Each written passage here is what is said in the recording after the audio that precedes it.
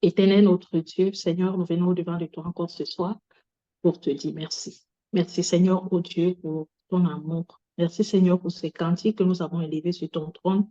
Nous te disons merci Seigneur parce que c'est aussi une autre manière de t'exprimer encore notre amour. Nous voulons te remercier Seigneur, oh Dieu, pour l'opportunité que tu nous donnes d'être au-devant de ta face, Seigneur, encore pour écouter ta présence et parler aussi de ta part. Nous te prions encore ce soir de nous disposer et de permettre en sorte que Seigneur, que cet enseignement crée en nous les fruits de la croissance, afin que, oh Dieu, toutes choses en nous s'améliorent. Nous te prions, oh Dieu, de m'aider, moi qui va parler, que je ne parle pas selon ma chair, mais selon ton esprit. Guide ce moment dans le nom de Jésus. Amen. Amen. Aujourd'hui, nous allons parler ne te sous-estime plus. Aujourd'hui, nous avons une attitude en tant qu'enfant de Dieu. On se sous-estime tellement. Tellement des enfants de Dieu, nous avons une attitude de se sous-estimer. Et ça fait en sorte que, à force de se sous-estimer, le plus souvent, c'est aussi l'ignorance de le manque de notre connaissance de notre identité. Le plus souvent, on dit souvent mon identité en Christ, mon identité en Christ. Mais en toi, on retrouve encore l'attitude de te sous-estimer. Beaucoup de nous, en tant que chrétiens, on a eu, et Dieu nous a donné toutes les capacités, toutes les habilités, toute l'être que nous pouvons, mais nous vivons encore dans l'attitude de se sous-estimer. On se sous-estime assez. Et tellement on se sous-estime assez, le chrétien ne vit pas la gloire de Dieu. Ce n'est pas qu'il n'a pas la gloire. Il a la gloire de Dieu, mais il ne la vit pas parce que tellement on est dans l'attitude ou la position de se sous-estimer. Sans plus tarder, nous allons commencer à lire Juge 6, le verset 14 à 16. Excusez-moi. Vers lui et dit, va avec cette force que tu as et délivre Israël de la main de Madian. N'est-ce pas moi qui t'envoie? Gédéon lui dit, ah mon Seigneur, avec quoi délivrerai-je Israël? Voici, ma famille est la plus pauvre en Manassé et je suis le plus petit dans la maison de mon père. L'Éternel lui dit, mais je serai avec toi et tu battras Madian comme un seul homme. Amen. Amen. Les hommes et les femmes qui se sous-estiment. Aujourd'hui, on va se retrouver sur Madian et Gédéon. Gédéon, c'est toi. Madian, c'est tout ce qui t'amène à être une personne sous-estimée. Ici, nous voyons un exemple très merveilleux. Un serviteur de Dieu qui a déjà une force en lui. Il a déjà quelque chose en lui. Mais qu'est-ce qui l'amène à penser ceci? Il dit, va avec cette force que tu as. En nous, nous avons une force. En nous, il y a des forces. Mais le plus souvent, on ne le sait pas. Il commence à douter de ce qu'il est. Il commence à donner, je suis d'une famille très pauvre. Je suis le dernier fils d'eux. C'est ce que toi et moi, nous faisons tous les jours. Le chrétien qui se sous-estime. Le chrétien qui se sous-estime a toujours les excuses. Je ne sais pas m'exprimer en français. Je ne sais pas ceci. Voilà pourquoi beaucoup de chrétiens vivent dans le contentement. Ils se contentent des choses. Le chrétien aujourd'hui ne rêve pas grand. Pourquoi? Parce que le chrétien se contente. Ici, nous devons comprendre qu'il y a une différence entre aller affronter excusez-moi, Madian, aller vivre la réalité avec Madian et de prier et de jeûner. Beaucoup de chrétiens aujourd'hui se contentent. Voilà pourquoi beaucoup se cachent dans la prière, dans le jeûne, mais ils ne vont pas. Ça ne veut pas dire que la prière, le jeûne, tu ne dois pas le faire. Mais nous devons savoir que le chrétien qui ne se sous-estime pas est celui qui va affronter Madian. Et maintenant, en allant affronter Madian, il se procure dans la prière et dans le jeûne. Mais le chrétien se sous-estime aujourd'hui parce que tu vas remarquer que le chrétien va te dire tel lieu-là, c'est seulement pour les riches, tel endroit, c'est seulement pour les autres, tel endroit, c'est seulement pour les autres. Tellement on s'est sous-estimé, même dans l'œuvre de Dieu, on se sous-estime et on se contente simplement du peu que nous pouvons voir dans notre yeux, alors que Dieu nous a donné le courage, la force pour affronter Madian. Madian, c'est le monde que nous avons. Madian, c'est la société que nous avons. Madian, ce sont les sorciers que nous avons. Madian, c'est tout ce qu'on peut avoir que nous voyons. Mais aujourd'hui, Madian parle plus fort que nous. Un chrétien ne parle pas avec autorité. Un chrétien n'avance pas avec autorité. Un chrétien ne reste pas avec autorité. Pourquoi? Parce qu'il se sous-estime. Il se dit, je ne pourrais pas faire telle chose parce que je n'ai pas assez étudié. Je ne pourrais pas créer une grande société parce que je n'ai pas assez d'argent. Je ne pourrais pas ceci. Le chrétien est dans la position de se sous-estimer et il se contente seulement de ce qu'il peut avoir. Et il se suffit, en tout cas, ça, ce que j'ai, ça me suffit. Vous savez pourquoi? Parce qu'on ne veut pas aller affronter Matin. Ce soir, je vais te dire, en tant qu'enfant de Dieu, de te lever et d'aller commencer à affronter le matin de ta vie. Ta famille, ta maison, tes activités et autres ont besoin de quelqu'un qui se lève pour affronter. Quelqu'un qui se lève pour aller. En lui, en nous, il y a déjà une force. Et nous devons savoir que tout ce que nous pouvons en faire, tout ce que nous pouvons entreprendre, nous ne sommes pas seuls. Nous sommes avec le Seigneur. Il est temps qu'on arrête de trouver des raisons, des excuses, où on se dit, en tout cas, non, je suis comme ça, comme je sors d'une famille pauvre, dans ma famille, rien de bon ne peut sortir. Et c'est ce qui a tué beaucoup de gens aujourd'hui. On est dans la zone de confort. Quand tu vas dire un chrétien, il faut créer une société, il commence à dire, non, moi, je ne peux pas faire ceci. Sauf si le Seigneur le veut. Le Seigneur a mis en toi une capacité. Est-ce que tu le sais? Est-ce que tu sais que le Seigneur a mis en toi une possibilité? Ceux qui créent les sociétés ne sont pas des génies. Ce sont des personnes comme toi. Il y a la possibilité, cette potentialité, excusez-moi, en toi.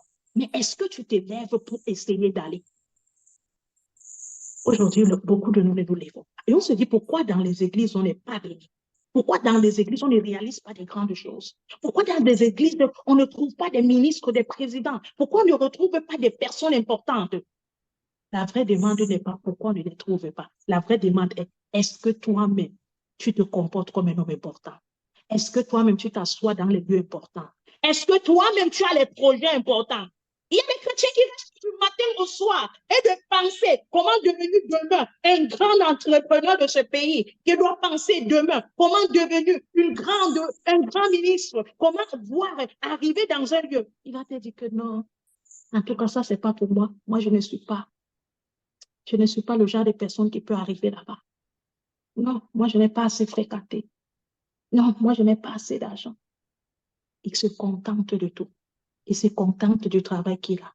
Il se contente du lieu où il est. Il se contente même des amitiés qu'il a. Il se contente même des lieux où ça sont.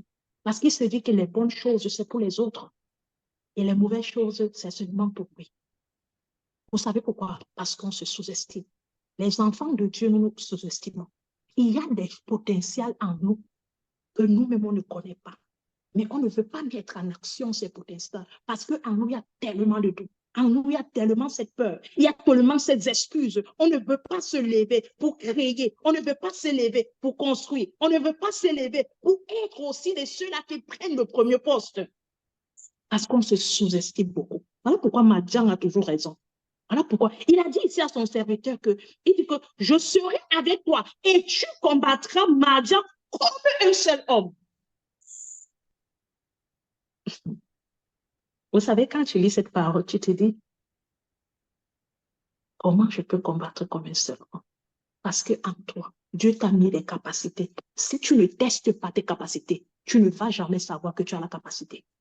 Ce n'est pas restant couché, ce n'est pas restant en te contentant, en disant toujours que, en tout cas, ça, c'est pas pour moi, en tout cas, ça, je ne pourrais pas. Qui va t'amener à être une personne meilleure? Le chrétien doit arrêter de se sous-estimer. Le chrétien doit arrêter de penser que je suis toujours dans le minimum. Je ne peux pas construire, je ne peux pas créer, je ne peux pas. Mais vous savez, on sait un Dieu que la Bible nous dit déjà dans Genèse, Dieu créa. Ça, c'est la première chose qu'on doit déjà penser. Dieu créa. Si je suis créé et devenu à l'image de Dieu, et à sa question-là, je dois me faire une demande. Qu'est-ce que moi je crée? Pour que les marchands de ce monde soient plutôt à mon service. Je dois les combattre à l'utilisant pour moi. Bien aimé, vous savez, la grande erreur qu'on a fait aujourd'hui dans l'Église, c'est qu'on veut que Dieu nous exauce sans que nous-mêmes on n'y crée rien. C'est la grande erreur que nous faisons. Dieu n'exauce pas un homme qui se contente. Dieu exauce un homme qui crée, qui pense. Un homme qui sait qu'en lui, Dieu a mis quelque chose. En lui, Dieu a mis quelque chose. Un homme qui ne voit pas seulement selon sa pensée, mais un homme qui voit selon l'image de Dieu. Il dit, je vous ai donné le pouvoir. Vous savez, le plus souvent, on utilise souvent des versets.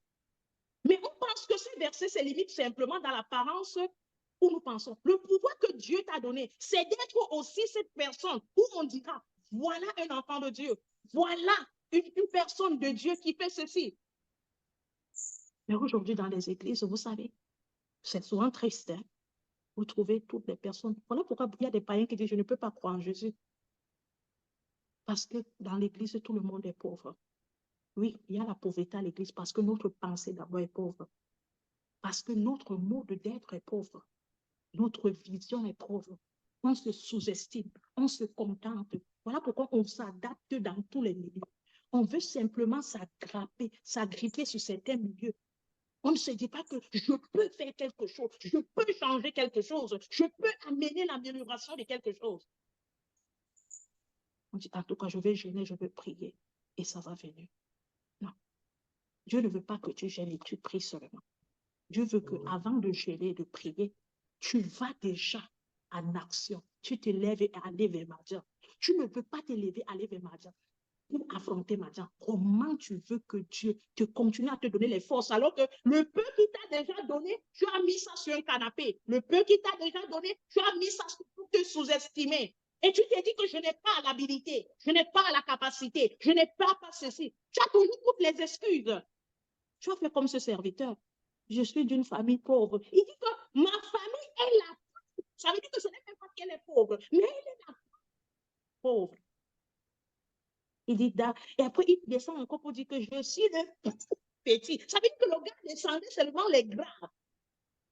Mais alors que le Seigneur lui dit, il dit que quoi? Mais, écoutez, on dit bien que Dieu lui dit, mais je serai avec toi. Et tu battras. Nous tous, on se retrouve souvent dans cette possibilité, dans ces positions de Madian. On se dit que les autres choses sont pour nous. Voilà pourquoi beaucoup de chrétiens passent le temps à contenter les mondains. Un mondain à côté de toi, il vit plus que toi. Il vit mieux que toi. Parce qu'on se contente beaucoup. C'est une personne qui a une habitude, une attitude de se sous-estimer, qui a cette habilité de se contenter. En tout cas, si j'arrive à voir ce qui me donne le pain pour manger le soir et dormir le matin, ça me suffit. Même les amitiés des chrétiens aujourd'hui sont limitées. Pourquoi? Parce qu'on se contente même des amitiés. On ne cherche pas des amitiés qui nous amènent dans des lieux élevés. On ne cherche pas des lieux qui nous amènent dans les lieux élevés. Pourquoi? Parce qu'on veut toujours rester dans notre zone de confort. Ça veut dire que nous, même notre entourage est un entourage qui ne nous amène pas à aller loin. Comment tu veux que Madian dans ta famille soit combattue? Alors que Dieu t'a donné l'opportunité, Dieu t'a donné l'occasion, Dieu t'a donné le talent, Dieu t'a donné les forces pour que les Madians de ta famille soient combattus. Mais tu assistes parce que tu ne veux pas aller. La zone de vivre, on est en train de se sous-estimer, nous empêche d'avancer. Je vais te dire que mon frère, ma soeur, peut-être que tu vis aussi cette attitude que tu te sous-estimes beaucoup. Voilà pourquoi tu ne peux pas avancer. Voilà pourquoi tu ne peux pas voir grand. Voilà pourquoi tu ne peux pas rêver grand. Voilà pourquoi tu n'arrives pas à toucher certaines choses. Parce que tu vis trop, je me contente. Tout ce qui vient, j'accepte. Tout ce qui vient, je prends. Je n'ai pas le choix. Parce que je n'ai pas l'habilité. Ce n'est pas ce que Dieu te dit. Il faut que tu comprennes et tu commences à connaître ce qui est en toi. Il y a les capacités que Dieu a mis en toi, comme il a mis en son serviteur Gédéon. Il avait mis quelque chose en Gédéon. Il a mis quelque chose en chacun de nous. Ne trouvons pas toujours des raisons, des excuses, en se disant, en tout cas, moi, je ne peux pas. Moi, je n'ai pas la force. Je ne sais pas. Il faut que tu essayes de mettre en toi les choses que Dieu a mis en toi en action. C'est mieux de faire et de rater et recommencer. Faire et rater et recommencer. Mais tu es en train de penser grand pour améliorer. Aujourd'hui, pour tous les chrétiens, on se lamente. Les sociétés ne vont pas. On a vu le temps de Covid. On a vécu pour tous Covid. Beaucoup de personnes ne pouvaient pas partir travailler chez les mondains parce que les mondains Et il y a des activités. Limite ici, limite ici. Beaucoup de chrétiens étaient coincés. La première question qui devait venir à un chrétien, si je créais quelque chose, beaucoup de mes frères et de mes sœurs ne devaient pas souffrir. Si je créais quelque chose, je ne pourrais pas dépendre de quelqu'un pour être dans ses limites. Et je pourrais aussi permettre à d'autres personnes d'être. Vous savez, l'effet de se contenter ne nous tue pas seulement, tue aussi les gens autour de nous. Mais le fait d'essayer, d'affronter, de penser, le Seigneur est avec toi dans ta pensée. Et il te donnera les forces d'entrer pas. Mais il faut avoir des idées, il faut penser. Il faut déjà commencer à admettre qu'en moi, il y a quelque chose. Parce que si en toi, tu n'es pas déjà positif avec toi-même, tu ne peux pas être positif avec ce que, pour penser plus grand. Tu dois déjà croire en toi-même qu'en moi, Dieu m'a donné l'habilité de quelque chose. Imaginez-vous que Covid retombe pour la deuxième fois. Il y a des chrétiens qui sont restés des mois sans manger, sans rien avoir. N'en parlons pas d'autres frères en Christ. Mais est-ce qu'on ne priait pas? Est-ce qu'on ne chaînait pas? Ça ne veut pas dire que Dieu ne veut pas bénir. Le problème, c'est qu'on a tellement mal compris la bénédiction de Dieu. Et on s'est dit, en tout cas, je me contente et le Seigneur me fera grâce. Non. Le Seigneur veut que tu te lèves et tu affrontes matin. Le Seigneur veut que tu te lèves et tu dis qu'en moi, il y a une possibilité. Et je veux affronter comme un seul homme.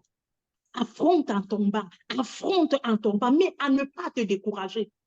Dieu veut que nous soyons aussi des hommes dans ce monde.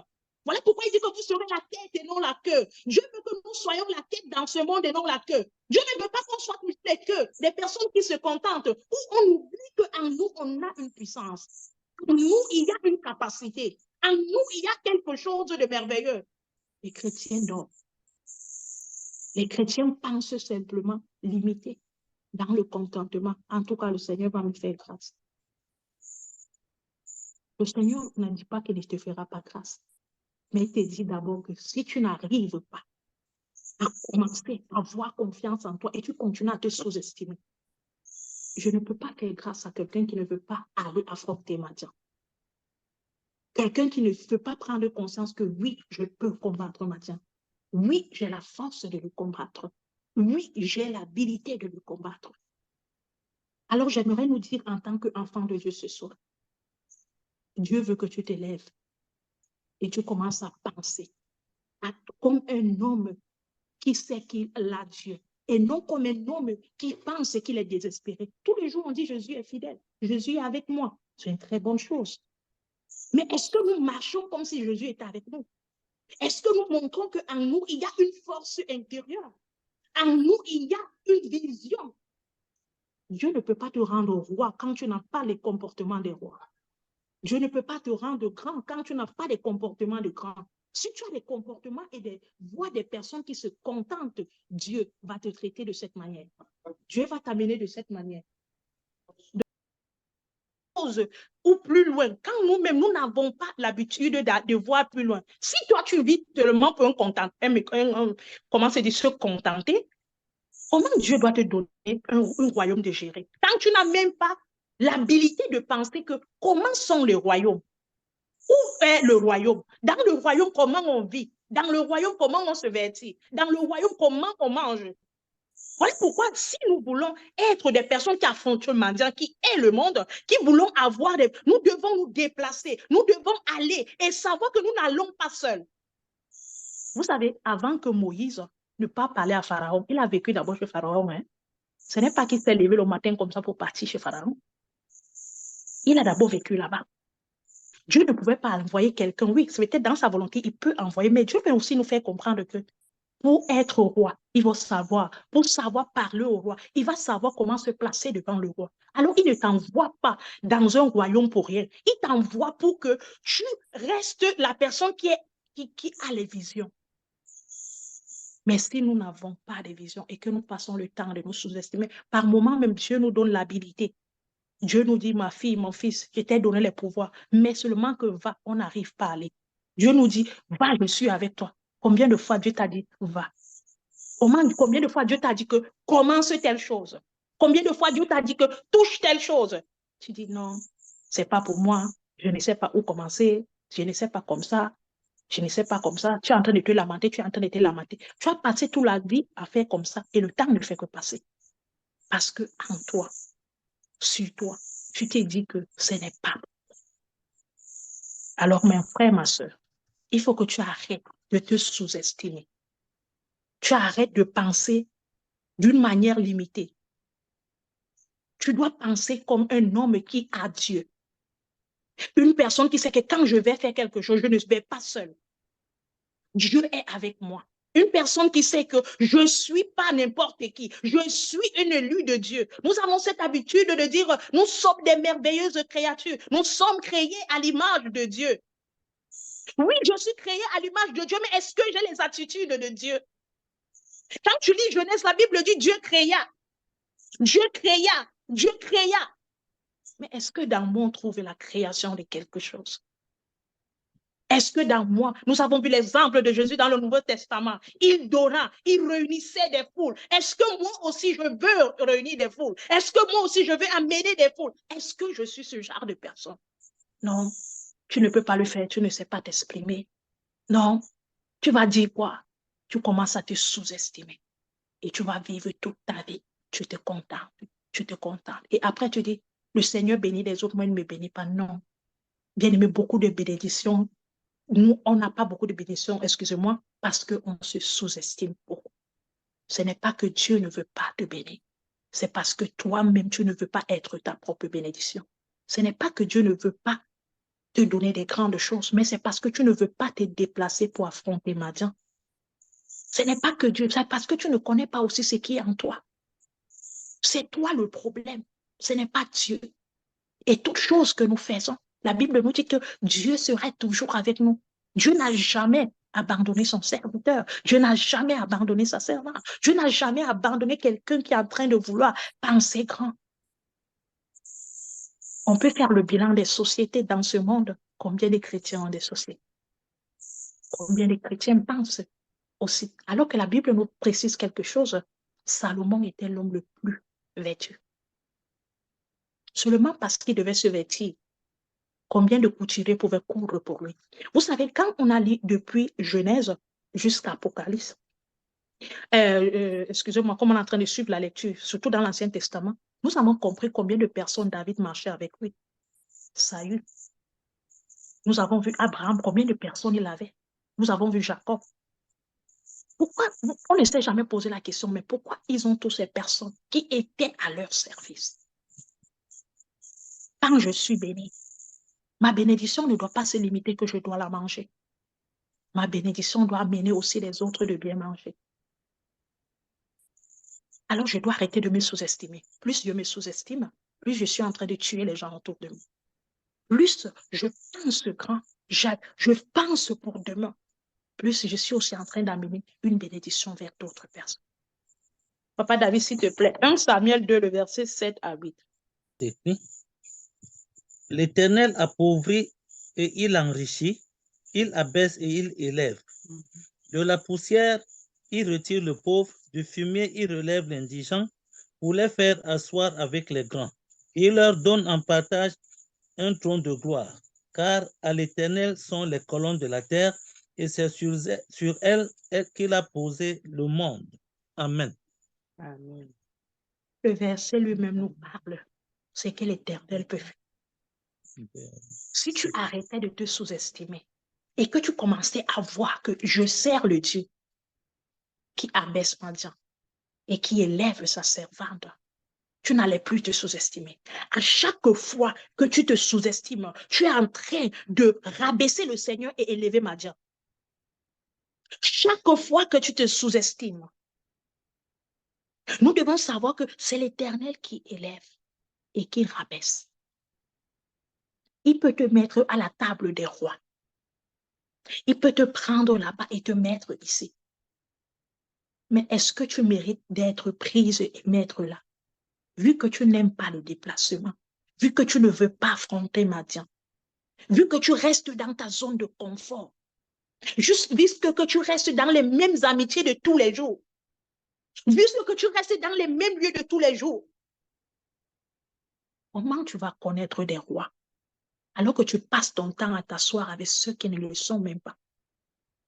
Comment tu vas être élevé parmi les grands, alors que toi-même, tu n'as pas de comportement de grandeur? Tout part de notre manière d'être. Notre manière d'être, de penser, d'agir, nous amène dans les attitudes des grands. Il faut que si tu ne veux plus te sous-estimer, tu dois revoir ta pensée. Si tu ne veux plus te sous-estimer, tu dois regarder tes amitiés. Si tu ne veux plus te sous-estimer, tu dois... La Bible a dit que quoi? Marche avec l'homme sage et tu deviendras sage. Mais toi, tu passes le temps à marcher avec des hommes qui ne sont pas sages. Tu passes le temps de marcher avec des personnes qui ne t'apportent rien. Vous allez passer des années, des journées, vous parlez des inutilités qui ne te construisent rien. Comment tu vas affronter Madian avec ce genre? Gédéon, j'aimerais te dire ce soir, Gédéon, il faut que tu connaisses qui tu es. Tu dois savoir l'habilité, la capacité qui est en toi. Si tu veux les choses des sages, tu dois commencer à avoir des attitudes des sages. Tu dois commencer à avoir des visions des sages. La sagesse, c'est ce que Dieu nous a donné. Et il veut que nous soyons sages. Et en nous, il a mis cette capacité. C'est nous qui la régnons. Parce qu'on veut être insensé. On veut toujours se justifier. On veut toujours s'excuser. On veut toujours se contenter. Voilà pourquoi beaucoup de nous se contentons des choses aujourd'hui. Et après, on reste et on vit la jalousie. On se dit que pourquoi l'autre est béni? Pourquoi l'autre est comme ça? Lui, il a le courage d'affronter son mendiant. Et c'est de là qu'il a la victoire. Il n'y a pas de victoire sans combat. Il faut que tout enfant de Dieu le sache. Il n'y a pas de victoire sans combat. Mais si tu restes dans ta position où tu te contentes et tu vois aujourd'hui quelqu'un d'autre qui montre dans la royauté, est-ce que tu connais les combats qu'il a passés pour arriver là? Il y a des gens qui ont essayé. Aujourd'hui, on ne se contente de ce que la société nous présente. On a l'opportunité de faire des formations. On a l'opportunité de créer des trucs. On a l'opportunité de nous approcher même des gens qui créent des choses. C'est pour essayer d'être curieux, de prendre des idées, peut-être apprendre. Le problème, c'est qu'on ne veut plus apprendre. On ne veut plus voir. On ne veut plus être... On utilise les réseaux sociaux de la mauvaise manière. Pourquoi on se contente à regarder des vidéos, mais on ne se contente pas à prendre le côté positif. Et ça, tu veux combattre maintenant. Voilà pourquoi beaucoup de nous, où le corps de Christ est minimisé. Et beaucoup de chrétiens disent, donc, on minimise les chrétiens. On minimise le corps de Christ. Oui. Parce que dans le corps de Christ, on prie, on gêne, mais on ne veut pas s'élever pour affronter Madia. Alors j'aimerais nous dire, mes bien-aimés, il faut que tu arrêtes de te contenter. Mais tu commences à penser de la bonne manière. Tu commences à te mettre au travail. Tu sors de ta zone de confort et te dire, je ne veux plus me contenter. Mais je fais partie de la classe des rois. Je dois parler comme un roi. Je dois avoir des amitiés de roi, de royauté. Je dois avoir des attitudes de royauté. Je dois penser autrement. Je dois voir autrement parce que mon Dieu, il m'a dit, je suis la tête et non la queue. Il faut que tu arrêtes la paresse qui est en toi. Il faut que tu arrêtes de te contenter de n'importe quoi. Parce qu'à force de te contenter de n'importe quoi, on va te présenter n'importe quoi. À force d'accepter n'importe quoi, tu serais toujours dans n'importe quoi. Connaître son identité, c'est aussi connaître. C'est connaître. Vous savez, la Bible nous dit, nous sommes héritiers et co-héritiers de Christ. Je ne sais pas si quelqu'un de nous sait la définition simple de l'héritier. Imaginez pour quelqu'un qui est un héritier, un prince qui hérite quelque chose. Vous pensez qu'il va se comporter comme quelqu'un qui n'a jamais hérité quelque chose? Connais ton identité et tiens-toi dans cette identité. Arrête de te contenter. Arrête de te sous-estimer. Arrête de te trouver des excuses en toi. Arrête de te minimiser. On se minimise assez. L'effet de te minimiser, l'effet de te sous-estimer, ça ne sous-estime pas seulement toi, mais ça sous-estime tout le corps de Christ. Et Dieu est toujours dit, est-ce que mon fils sait où il est? Est-ce que ma servante sait où elle est? Est-ce que cette personne-là sait qui je suis? C'est lui qui te met sur la table. Et c'est lui qui abaisse Madian. Mais il va falloir que tu affrontes Madian. Il va falloir que tu te présentes devant Madian. Il va falloir que tu dis à Madian que toi, tu es un enfant de Dieu. C'est lui qui doit se soumettre à toi. Ce n'est pas toi qui dois te soumettre à lui. Mais comme tu te sous-estimes, Madian est toujours élevé. À chaque fois que tu te sous-estimes, Madian est élevé. Et il se dit, je suis plus fort. Je suis plus celui-là. Et le diable se réjouit parce que plus les chrétiens. Voilà pourquoi aujourd'hui, vous voyez, les chrétiens ont fini chez les marabouts. Les chrétiens ont fini dans la facilité. Les chrétiens sont dans des lieux ceci et se disent, en tout cas, je préfère ça que rien. Ça veut dire que tu ne connais pas le Dieu que tu seras. Arrête de te sous-estimer. Au contraire, lève-toi et deviens un soldat parce que tu es avec l'Éternel des armées. Que le Seigneur te bénisse et bénisse. Amen. Amen. Alléluia. Amen. Amen. Amen, amen, amen. Maman Honorine va prier pour ce message. Non, nous prions. Éternel Dieu Tout-Puissant, une fois de plus, nous te bénissons et nous te disons merci. Ton amour est tellement grand que tu veux nous voir grands. Ton amour est tellement fort, Éternel Dieu de gloire, Papa, pour nous, que tu nous conseilles toujours parce que tu veux voir notre évolution et notre changement. Ta parole encore ce soir, Papa, nous montre, Seigneur, ce que tu attends de nous. Nous montre, Seigneur Dieu de gloire, ce que tu veux voir en nous. Tu veux nous voir debout, entreprenant, faisant des choses, Papa éternel, parce que toi, tu nous as déjà bénis. Tu nous as déjà donné un fondement, une fondation, quelque chose, une semence que nous pouvons multiplier. Papa, nous te disons merci. Et dans cette parole, nous prions, éternel de gloire, que tu nous réveilles. Parce que nous dormons. Réveille-nous, Seigneur de gloire. Et parfois même, tu nous réveilles, on fait la paresse. Père, et prie, éternel de gloire, que même cette paresse-là, tu nous aides à l'abandonner. Parce que nous aimons quand on donne, nous n'aimons pas, Papa, travailler pour donner aussi.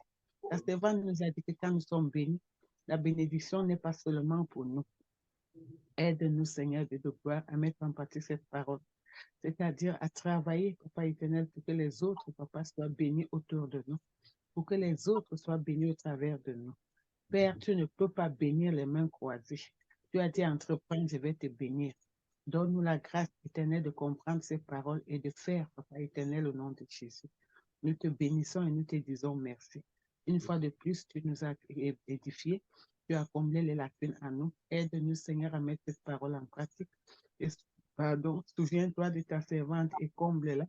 Remplis-la encore afin que demain, qu'elle puisse nous édifier encore au nom puissant de Jésus-Christ. Amen. Amen.